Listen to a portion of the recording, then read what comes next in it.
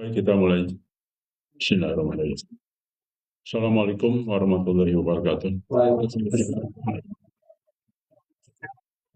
Alhamdulillah. Nahmaduhu wa nasta'inuhu wa nastaghfiruh.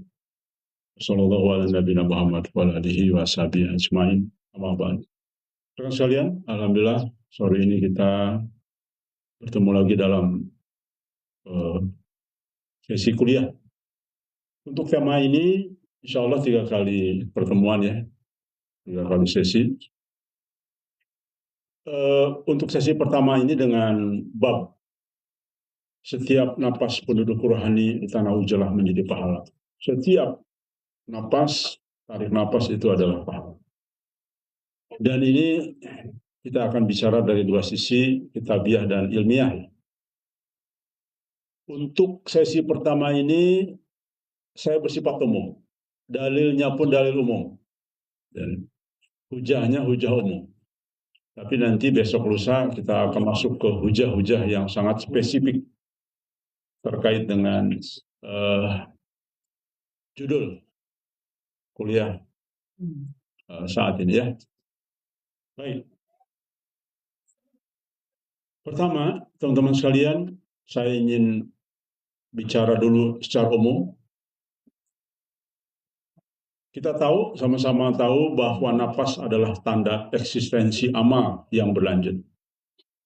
Kalau tidak ada napas, kita bisa beramal nggak? Tidak bisa beramal. Maka napas adalah eksistensi. Oke. Dalam psikologi spiritual Islam, tazkiyatun nafs, atau dalam ilmu tasawuf juga boleh ya. Napas manusia adalah indikasi kehidupan dan kehidupan adalah wadah amal. Jadi memang jelas napas itu merupakan modal dasar untuk beramal. Bahkan teman-teman akan kaget. Tidur ketika dilakukan oleh orang-orang penduduk rohani, amal. Nanti kita jelaskan ya semuanya. Dalam 3 kali pertemuan nanti. Kita teruskan. Maka selama seorang hidup di atas niat kebaikan dan kesabaran dalam jalan Allah, maka setiap detik kehidupannya bernilai pahala, termasuk napas-napasnya. Begitu ya. Maka sering-sering napas. Dipercepat aja napas. Gitu ya. Supaya terus pahalanya tambah banyak. Sepertinya main-main, tapi Anda akan terkejut nanti bahwa ternyata Masya Allah ya. Tapi khusus tidak semua orang napas manusia tidak. Ketika Anda sedang di diskotik, maka napas Anda adalah napas setan ya. Napas setan. Dosa. Setiap napas dosa. Terbalik. Jadi kalau Anda sedang bermaksiat nih, dengan seorang perempuan bermaksiat, itu napasnya dosa. Terbalik. Tabungan dosa. Setiap napas. Terusan. Nah, ini dia. Kita bicara dulu tentang Ujalah ya. Ini sudah paham, tetapi saya ingin mengingatkan lagi. Kita ini yang sedang Ujalah adalah medan kekhusyuan ya, dan stabilitas rohani. Karena sekalian, kita sama-sama pernah tahu menjadi penduduk dunia yang berkecimpung di kota dan sebagainya. Kehidupan mayoritas adalah kepentingan dunia. Kita harus akui itu. Kepentingan ibadahnya hanya sisa waktu saja. Pada harusnya kita hidup terbalik. Hidup sesungguhnya untuk akhirat. Ya. Ambillah kehidupan hanya sedikit saja. Tidak sebanyak-banyak. Tapi sekarang sudah terseret dengan sistem Dajjal yang membuat umat Islam pun terseret kepada sistem itu ya. Sehingga tidak stabil rohani kita.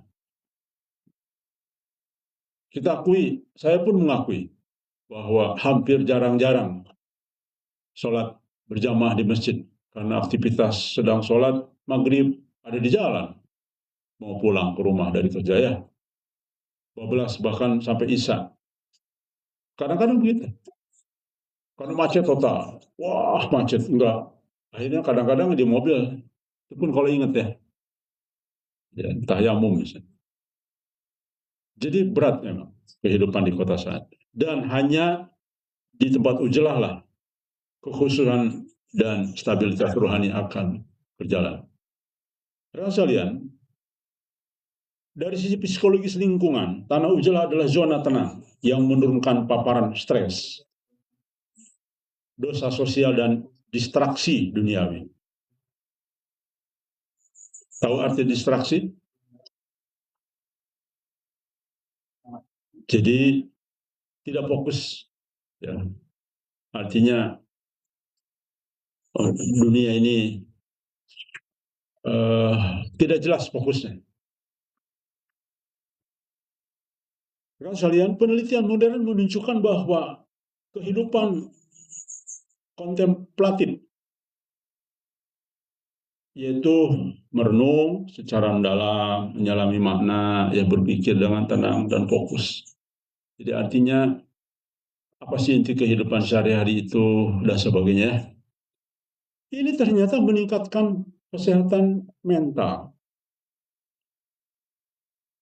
Saya baru saja dapat video ya, di mana anaknya itu saking kesal ngurus orang tuanya, mungkin sudah, ya mohon maaf ya, mani pun dimandiin, dicebokin dan sebagainya, membuat stres anaknya. Akhirnya diusir anaknya. Diusir, ditaruh di jalan begitu aja.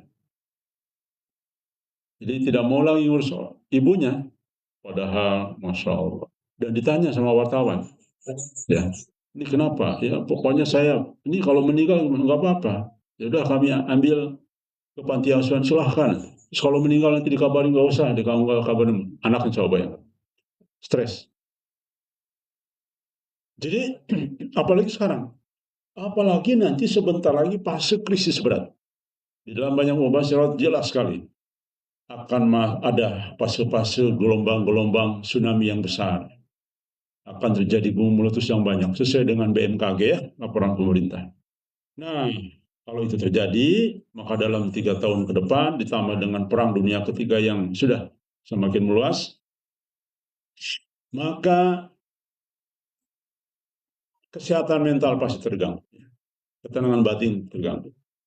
Dan demikian juga ketajaman moral, semua menunjang kualitas ibadah dan amal saleh. Maka Nabi mengatakan untuk menyelamatkan agama kita, ujilah, tidak ada lagi cara lain.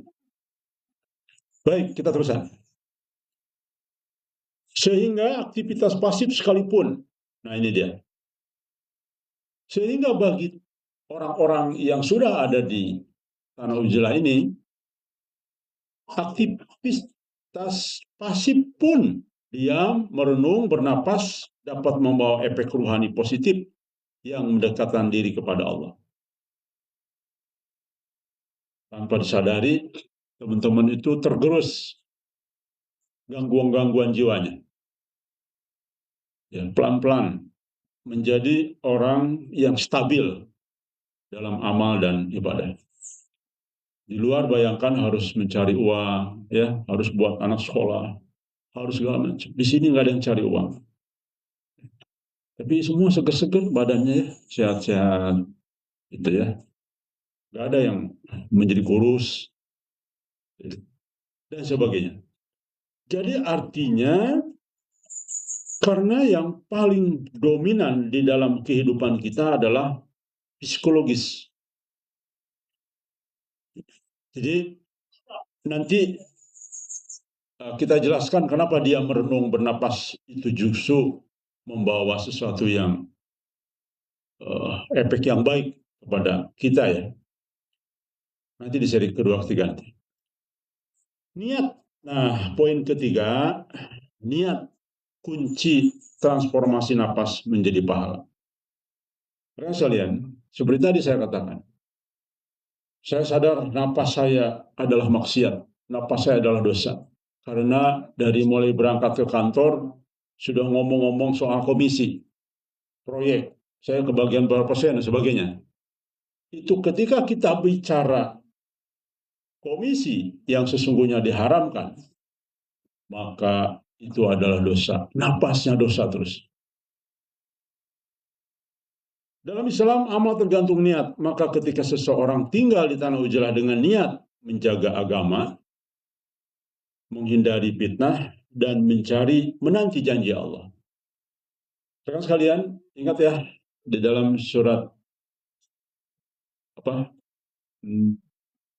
Ashabul Kahfi ya, ayat 13. Allah janji, ya. Oh, Al-Kahfi ya, surat Al-Kahfi. Allah janji, kalau kalian sudah melakukan Ujalah, maka Allah berikan karunia lebih, berikan informasi lebih, berikan segala macam lah, ya, petunjuk lebih, semua lebih. Dan ternyata betul. Salah satu petunjuk yang kita terima, banyak petunjuk yang kita terima setelah kita Ujalah adalah banyak mimpi, dan Allah berjanji pada saatnya kita akan menjadi bagian dari kemenangan Islam ke depan. Ya. Kita bersabar ini nunggu janji Allah dalam bentuk mubasyirat. Oke, kita terusan. Maka jika kita berujalah dengan niat ini kan sesuai dengan hadis ya, menjaga agama, karena Nabi mengatakan ujalalah untuk menyelamatkan agamamu. Kemudian ujalalah untuk menghindari fitnah dan sebagainya. Ketika niat ini sesuai hadis, tentu maka seluruh aktivitas waktunya, bahkan napasnya berubah menjadi ibadah, karena termasuk dalam konteks murabatah, menjaga dalam perjuangan iman. Jelas ya. Nanti sekali lagi ini dalil umum ya, dalil umum. Teman-teman saya sajikan dari dalil khusus nanti di seri kedua ketiganya. Baik. Ini baru ini. Kemudian ini kita baru bab apa tadi? Bab penjelasan umum ya, penjelasan. Belum sampai ke dalil umum pun belum. Mari kita hitung secara ilmiah jumlah napas seseorang selama 24 jam setiap hari. Pernah ada yang hitung nggak? Belum. Sekarang ketahuan. Ketahuan nih sekarang. Berdasarkan penelitian ilmiah dalam bidang biologi dan biologi manusia, saya ambil beberapa penelitian ya. Rata-rata manusia dewasa bernapas sekitar 12 hingga 20 kali per menit saat istirahat. Sangat diam gini, teman-teman diam, istirahat. Itu 12 sampai 20 kali per menit. Ini orang kesehatan kayaknya tahu nih. Lebih kayaknya tahu nih, ya, karena suka mengukur detak jantung ya. Berapa per menit detak jantungnya. Walaupun detak jantung tidak paralel dengan napas. Untuk menghitung selama 24 jam, kita ambil rata-rata moderat lah. Jangan 12 atau 20. Kita ambil 16 kali lah, ya, moderat ini. Kan ada napasnya yang banyak, ada yang sedikit. Makin tua makin sedikit napasnya. Ya. Kayaknya Mas Wada napas pahalanya udah berkurang gitu. Jadi harus banyak bekerja, Mas Wada. Mas Wada ada? Oh, nggak ada.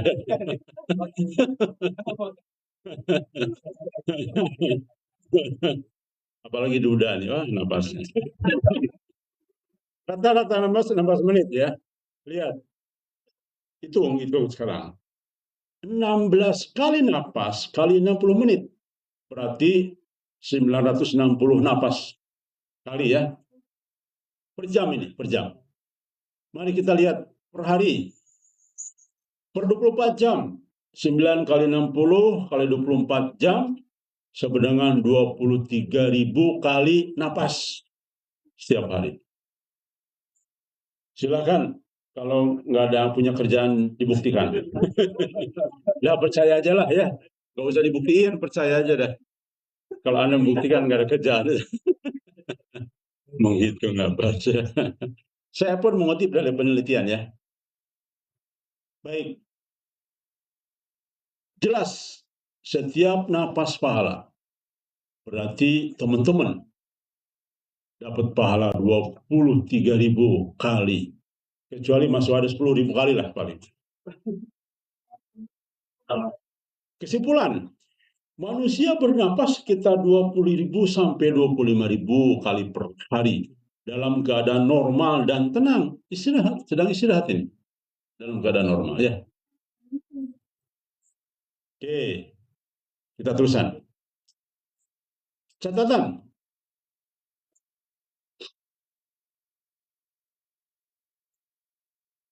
Kita tahu saat tidur laju napas melambat sekitar 12-14 per menit. Ini penelitian. Jadi semua ini penelitian ya. Bukan kata saya, kata lembaga-lembaga penelitian. Saya ambil satu lembaga penelitian dan hasil ini. Kemudian saat beraktivitas atau stres, laju napas bisa meningkat sehingga 30 kali 40 per menit. Nah, jadi bagi suami istri sering-sering lah olahraga biar sering detiknya ya. Lari pagi boleh di sini ya tempat tujuan. Tapi kalau lari pagi di tempat-tempat lari umum yang banyak maksiat ya jadi maksiat napasnya. Banyak gadis-gadis yang pakai rok pendek olahraganya ya celana pendek itu maksiat sudah ya. Faktor seperti usia, kebugaran dan penyakit meditasi juga mempengaruhi napas loh. Betul kan? Bukan kata saya Mas Wada. Ini kata ilmiah. Jadi Mas Wada yang sudah sepuh-sepuh menyadarilah. Sehingga perbanyaklah kegiatan ya. Gitu. Jadi pahalanya berkurang nih. Implikasi rohani apa? Oke, kita perhatikan. Jika setiap napas dalam keadaan uzlah dilandasi niat menjaga iman, yang tadi ya, ingin menghindari fitnah, ingin menghindari fitnah dajjal, ingin menyelamatkan agama kita, niatnya sudah berangkat ke sini tuh bagus niatnya. Maka dalam keadaan diam pun 23.000 pahala setiap hari bisa tercapai hanya tidak bisa tercapai hanya dari bernapas saja dalam diam. Paham tentu enggak? Dari niat saja, niat ke sini mau jelah, diam saja. Sudah dapat tuh, Masya Allah. Masa sih? Benar, nanti kita lihat. Teman-teman seri kedua, ketiga nanti terkejut. Banyak hujah dalil yang kadang-kadang kita lewati. Ya. Jadi memang makanya kenapa? Oh, ini salah huruf ya. Salah nulis saya. Kegiatan. Oke. Tidak perlu kegiatan apa-apa. Jadi bayangkan kita datang ke sini ingin dekat dengan Allah, udah niatnya begitu, maka diam saja teman-teman, nggak usah sholat, nggak usah ngapa-ngapain. Pahala terus. Makanya orang-orang non-muslim, wah orang Islam itu berat, harus sholat, harus masuk surga, harus sholat. Tapi jangan lupa, orang Islam itu napasnya saja ketika ada dalam posisi baik, pahala tuh. Anda tidak dapat pahala. Jadi beda. Memang kita ini banyak hitung-hitungan masalah dosa, pahala. Tapi jangan lupa, pahalanya itu dihitung. Tapi dengan catatan tadi, dalam keadaan baik, ya, pikiran, niat, dan sebagainya. Dari sisi umum, kitabiah. Ya. Ini umum dulu. Saya ambil mengutip beberapa dalil yang ada hubungan dengan konteks umum saja. Hadis umum tentang napas ahli ibadah dan mujahid. Napas orang sakit karena jihad dinilai sebagai tasbih. Rasulullah bersabda, barang siapa yang terluka di jalan Allah, maka luka itu akan datang pada hari kiamat dalam keadaan darah mengalir. Warnanya warna darah, aromanya aroma misk. yaitu hadis riwayat Bukhari dan Muslim. Jadi teman-teman, di sini nih lagi nyangkul, kena kaki. Masya Allah. Tuh lihat pahalanya. Maka makin banyak luka.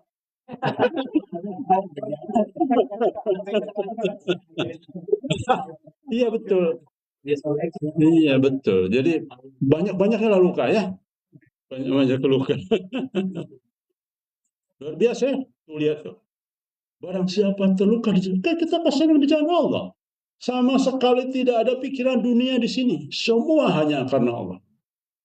Kita bermuamalah karena Allah, apapun karena Allah.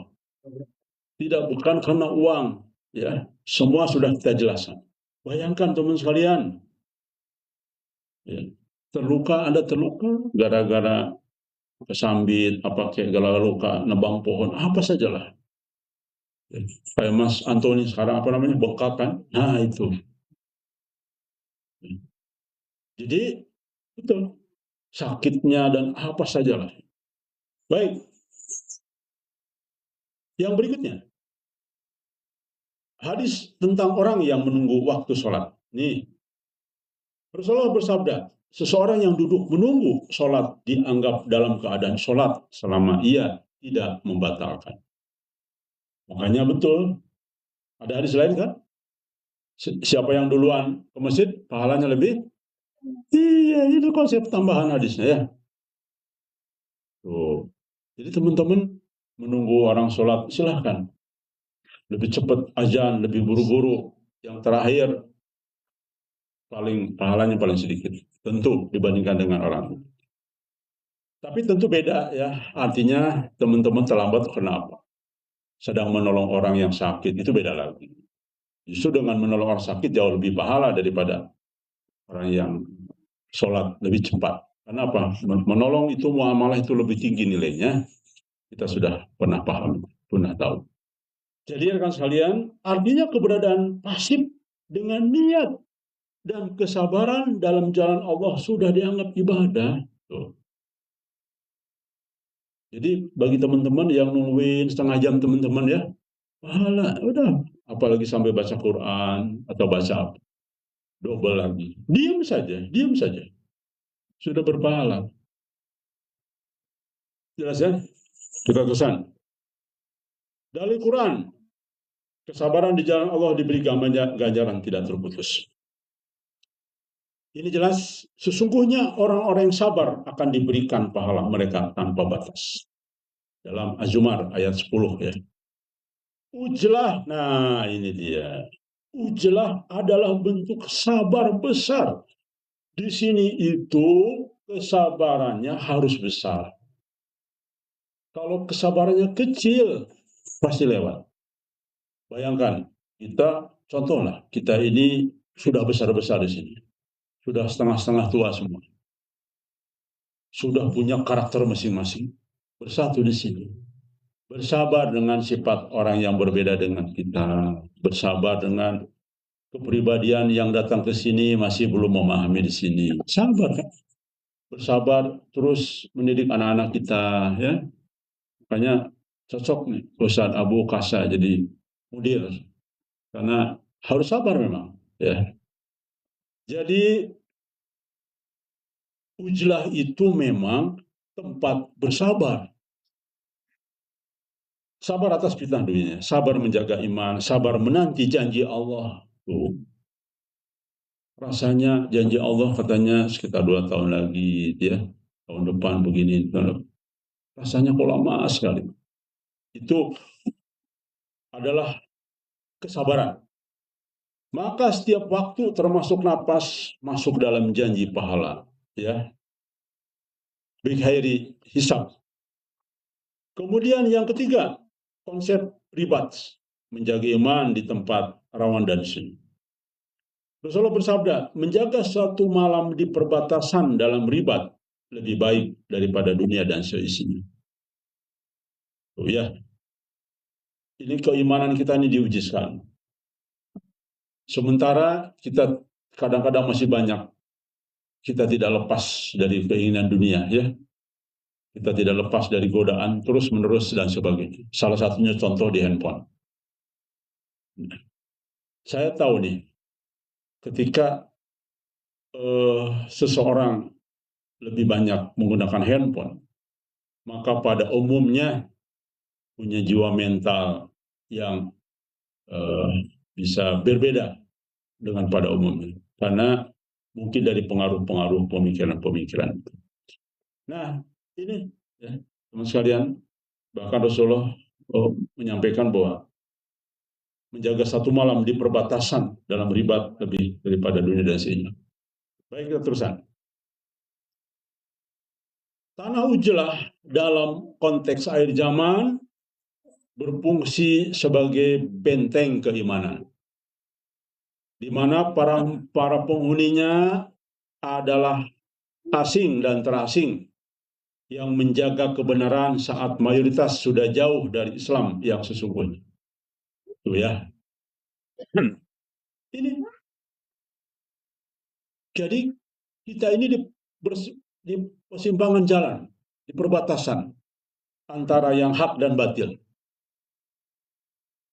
Dan kita mencoba untuk mudah-mudahan dan kita berharap Allah mendengar doa dari kita. Kenapa? Karena di sini sudah insya Allah selalu dijaga dari bebas syirik, ya, kemudian dijaga dari kemaksiatan, dijaga dari hal-hal yang dianggap buruk oleh agama, maka kita berharap semoga doa-doa kita terkabul di sini ya. Karena kita benar-benar berniat total ingin menyerahkan kepada Allah dan bahkan kita bercita-cita ingin sampai kepada tingkat mahabbah kepada Allah. Ya. Maka setiap napas mereka adalah ribat, adalah pahala yang berlipat. Ya. Jelas sekali ya. Kita kutip beberapa pendapat. Imam Nawawi, jika seseorang duduk untuk tafakur, merenung kebesaran Allah dan menjaga dari maksiat, maka setiap detiknya adalah ibadah. Kan sekalian, kita sama-sama pernah hidup di kota ya. Apalagi saya mayoritas di Jakarta. Kita jujur saja. Tafakur, merenung kebesaran Allah dan menjaga dari maksiat itu sulit. Sulit, berat. Setiap baru bangun tidur, udah ada chat dari bos, segera berangkat, kita mau ada pertemuan. Terus telepon jurusan bisnis, bahkan meeting. Apalagi kalau misalkan kita ini bosnya non muslim, ya bablas lah. Zuhur udah kita kadang-kadang susah mau izin itu ya. Jadi banyak sekali. Dan semua sampai ke rumah pun masih urusan bisnis, itulah inilah segala macam. Makanya banyak persoalan kantor dibawa ke rumah kan. Marah-marah ke istri, marah-marah ke anak, stres dan sebagainya. Akhirnya apa? Tafakur, merenung kebesaran Allah, menjaga dari maksiat sulit dilakukan itu. Ayo terbuka susah. Kecuali orang tertentu lah, masih ada memang, tapi itu sangat minoritas, sangat kecil. Tapi mayoritas kita sudah terbelit dengan situasi ini ya. Maka wajar orang yang hidupnya merenung, bertafakur, tidak ada lain kecuali di sini mayoritas memang bisa melakukan itu, mampu melakukan. Makanya betul kata Nabi, ujilah untuk menyelamatkan agamamu. Ya. Ibnu Qayyim mengatakan bahwa waktu adalah kehidupan. Maka siapa yang menjaga waktunya untuk Allah, setiap denyut jantungnya adalah pahala. Waktu bagi tempat ujilah apa? Waktu adalah harta. Hartana orang ujah adalah waktu.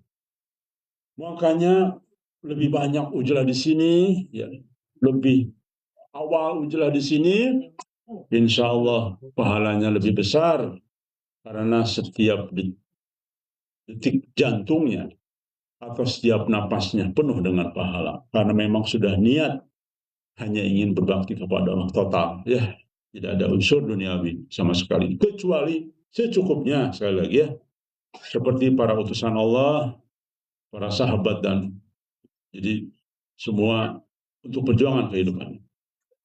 Kesimpulan seri 1 ini, secara umum dari sudut ilmiah maupun kitabiah, jelas bahwa setiap nafas penduduk ruhani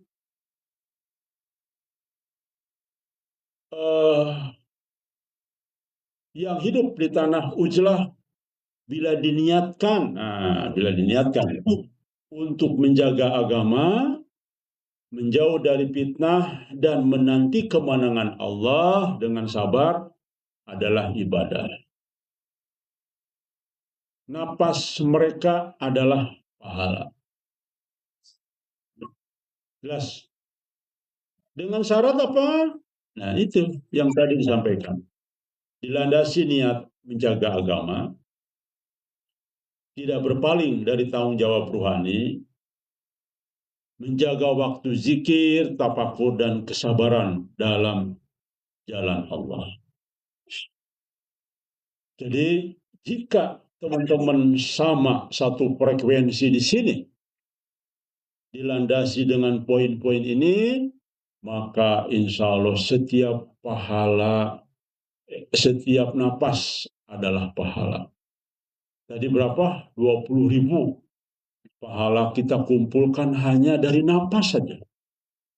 Sudah di sini mau diam saja, tafakur, napas. Apalagi plus bermuamalah. Beda lagi teman-teman sekalian, ya. Nanti di seri kedua ya kita kaji lebih mendalam. Jadi pahala bermuamalah beda lagi. Pahala saling menolong, niatkan hanya untuk ibadah, kita gotong royong setiap hari. Bayangkan konsep gotong royong saja teman-teman sekalian dalam Islam itu dahsyat itu. Dalam Islam kita hanya seminggu sekali saja gotong royong membersihkan tempat kotor di depan masyarakat, Masya Allah pahalanya besar. Apalagi kita setiap hari gotong royong. Ya, betul tidak? Gotong royong setiap hari. Nggak ada untuk niat duniawi. Semua gotong royong. Bayangkan setiap hari gotong royong loh. Masya Allah, ke kebun akan janji Allah sesuai dengan mubasyirat yang kami terima. Kami tidak ingin beli mobil, kami tidak ingin beli motor, kami tidak ingin apa-apa. Kami di sini hanya ingin mencapai tingkat mahabbah kepada Allah. Kan luar biasa itu niatnya. Masya Allah. Ayah, ya, rugi. Orang yang keluar di sini, dari sini keluar niat keluar, rugi besar. Ya. Sulit kita di luar napasnya, napas pahala. Ya. Karena begitu banyak maksiat. Kita berada di tempat syirik, belum tentu napas pahala. Kita di tempat maksiat, jelas hitungannya adalah. Nanti di seri ketiga, ketika maksiat, itu napasnya dosa loh, terbalik. Ya, baik. Saya kira sekalian, saya rasa cukup ya. Ya, memang pas saya buat di seri pertama ini adalah demikian. Jelas ini adalah kaidah umum dulu. Ini dalil umum. Ini pengertian umum dulu ya. Insya Allah kita berlanjut di seri kedua, ketiga, lebih khusus lagi.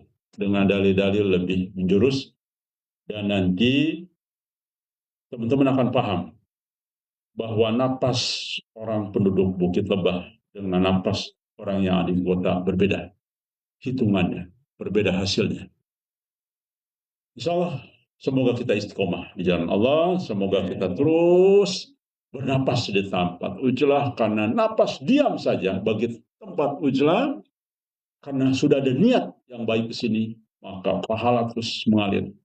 Maka wajar kan? Satu hal, akhirnya cocok dengan mimpi Muhammad Qasim. Bahwa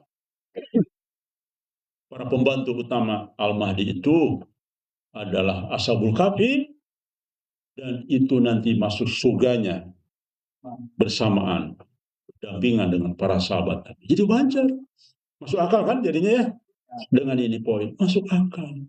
Apalagi nanti kita berjuang di lapangan untuk kepentingan umat yang lebih besar. Kalau sekarang kita kan hanya masuk, sekarang posisinya kita sedang membersihkan diri dan hanya bisa berdoa untuk umat. Kan sekarang itu kita. Sekarang ini kita tahapnya adalah membersihkan diri supaya kita sampai tingkat mahabbah kepada Allah. Itu saja. Dan hanya berdoa. Tapi nanti janji Allah turun, kita berjuang di lapangan. Masya Allah. Dengan niat tetap kita ingin pahala akhirat saja. Kita lebih memilih pahala akhirat daripada dunia. Maka bisa dibayangkan oleh teman-teman. Maka wajarlah Mubasyirat mengatakan Ashabul Kahfi itu adalah pembantu Al-Mahdi yang sesungguhnya dan mereka akan masuk surganya berdampingan dengan para sahabat Nabi.